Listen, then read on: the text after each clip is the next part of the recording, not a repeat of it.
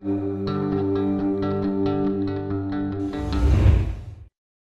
June 7th, 1525, the artist Albrecht Dürer awoke from a nightmare.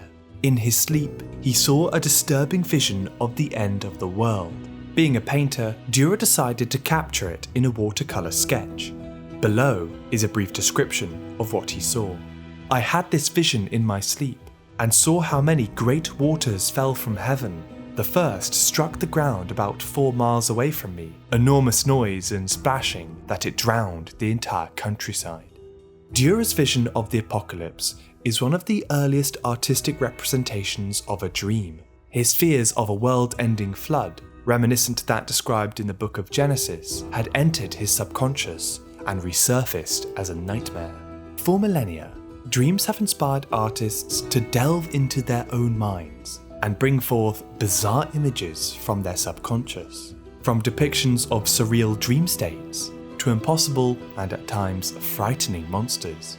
Welcome to the enigmatic world of surreal art, where the unconscious mind demands to be drawn. Every night while we sleep, something strange happens. Our eyes may be closed, but we are still able to see. We are dreaming, and despite this phase of our sleep lasting roughly 2 hours per night, when we awake, we often don't remember a thing.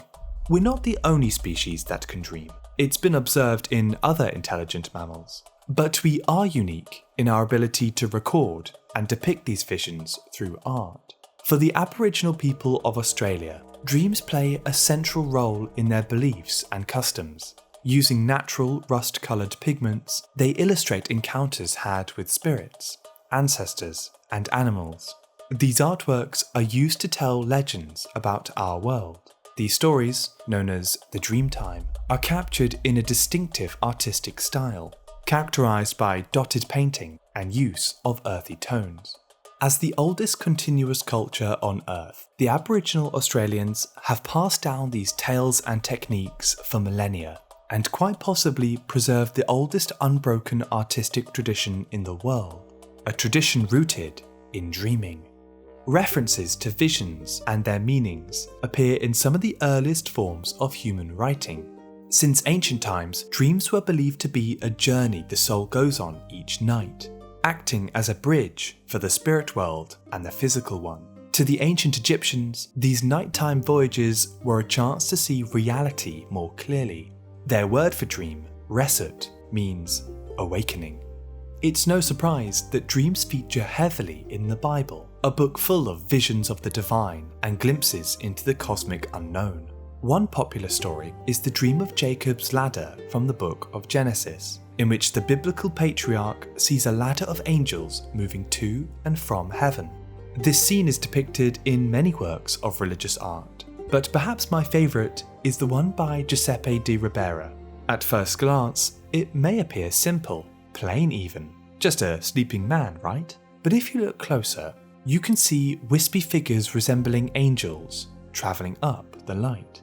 It captures the ephemeral nature of our dreams. Blink and you'll miss it. But where there are dreams, there are also nightmares. Creatures from the unconscious world are not always friendly. You can find all sorts of nightmarish paintings from early Christian art. Many I've explored in more detail on the channel. From the disturbing paintings of Hieronymus Bosch to the strange selection of demon doodles from 1565, these early forms of fantastical art include creatures plucked from a dark imagination. For a long time, it was believed that bad dreams themselves were caused by monsters. In German and Slavic folklore, the mare was a creature that sat on the body during sleep, causing the victim to suffer frightening dreams, or nightmares. The feeling of having a heavy demon sitting on your chest is based on the experience of sleep paralysis, those rare moments when your mind wakes up before your body. They are often accompanied by unnerving visual hallucinations. I guess you could say that the mare is the original sleep paralysis demon. While medieval Europeans were having nightmares about the end of the world, in the Far East there has long been a tradition of dreams bringing good luck. According to Japanese mythology, if you dream of an eagle, Mount Fuji, and an eggplant on the first night of the year, you will have good fortune. This strange combination may not seem to have much in common, but you can find them together throughout Japanese woodblock images. At the end of the 19th century, French artist Odilon Redon became inspired by Japanese art and also painted the symbols he found in his dreams. Some of his works were based on Greek mythology, like the Cyclops, in which the giant Polyphemus peers over the brow of a hill. Other paintings are less figurative, simply impressions of colour and tone that create these vague shapes and ghostly apparitions. For his paintings, Redon earned the nickname the Prince of Dreams. Here are a few more. Redon didn't like it when people attempted to analyse his paintings. He preferred for viewers to simply experience them and see what emotions they stirred.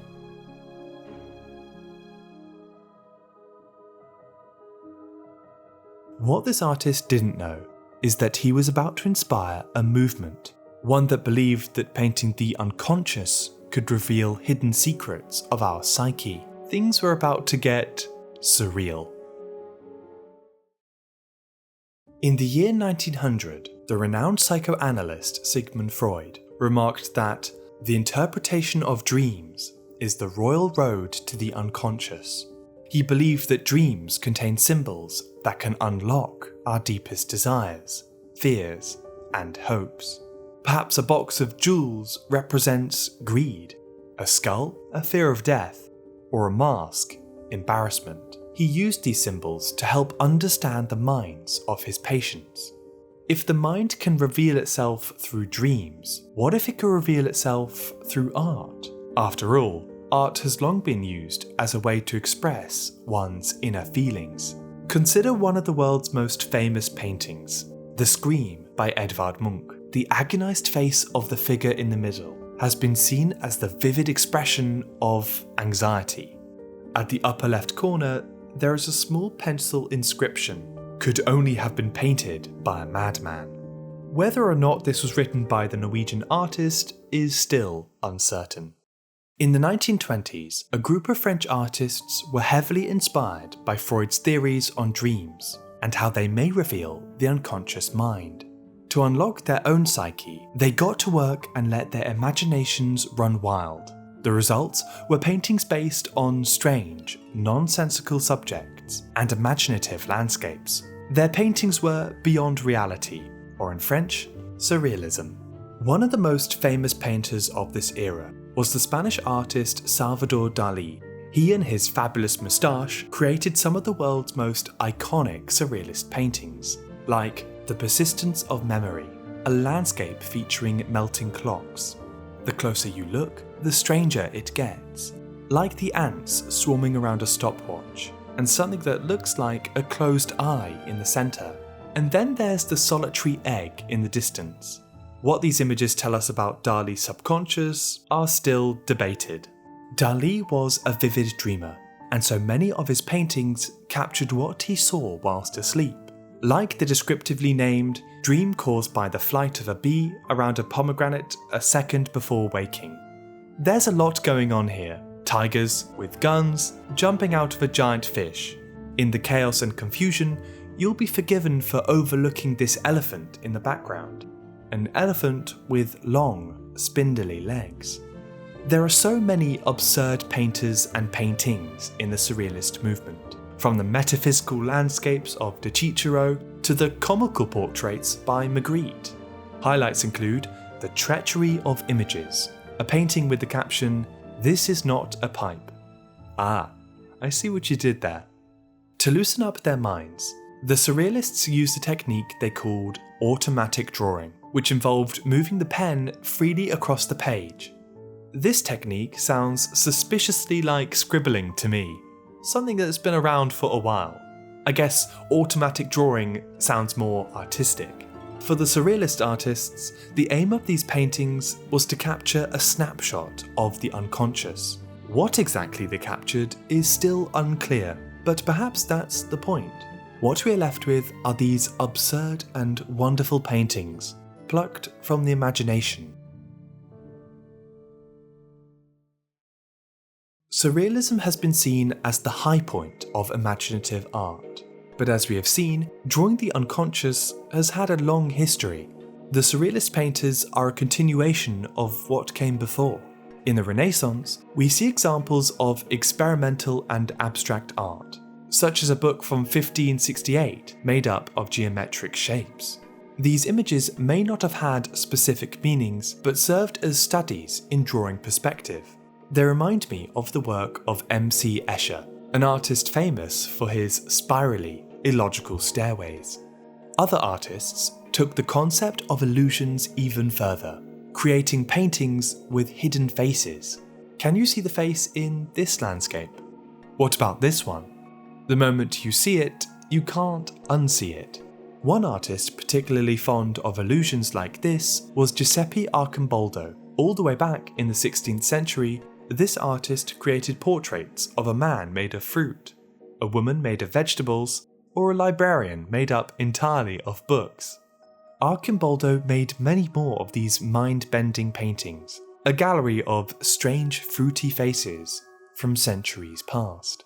Images like these stimulate our unconscious mind to work in another way, to see things that are not really there. The human brain has a natural bias to see faces in objects, a phenomenon known as pareidolia. This is why some cars seem to have faces. Houses too. Even without thinking, our busy minds are creating little pieces of art all the time. And this brings us to the future of unconscious art. So far, we have seen art made by humans, something with a consciousness. But what about something that does not have a consciousness at all? Deep Dream is an artificial intelligence program that generates unusual works of art by finding faces in images. Here's the Mona Lisa with an algorithm trained to find dogs. The results are completely bizarre, psychedelic even, and it's another example of pareidolia. This time, it isn't a human seeing faces, it's a machine. You can see how it works over a series of images. You start with a picture of jellyfish, run it through Deep Dream, and you get this. Do it a second time, and the whole thing goes into creative overdrive. Some of these programs are available to the public, like Dalí. I've made some images of my own. Can you guess the prompt I used? Just like its namesake, the surrealist artist Salvador Dalí, Dalí is an attempt at creating unconscious art. But in the case of the AI, there is no consciousness at all. With the arrival of artificial intelligence, our definitions of creativity are starting to be challenged. Although AI is still in its infancy and still requires human input to make these artworks, it is possible that one day they will be able to create images for themselves, out of their imagination. Maybe one day an AI artist will have a bad dream and decide to paint what they saw, just like a human artist did 500 years ago.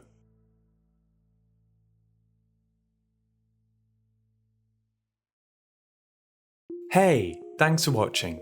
I really hope you enjoyed this one. If you like this video and want to see more, why not subscribe? A like and a comment also go a really long way. In case you don't know, I've made an investigative series, The Interruption, available to listen wherever you get your podcasts. Oh, and do check out the channel's merch over at Crowdmade. We have beanies, t-shirts and hoodies. Links are in the description down below. Anyway, I look forward to seeing you next time. Goodbye.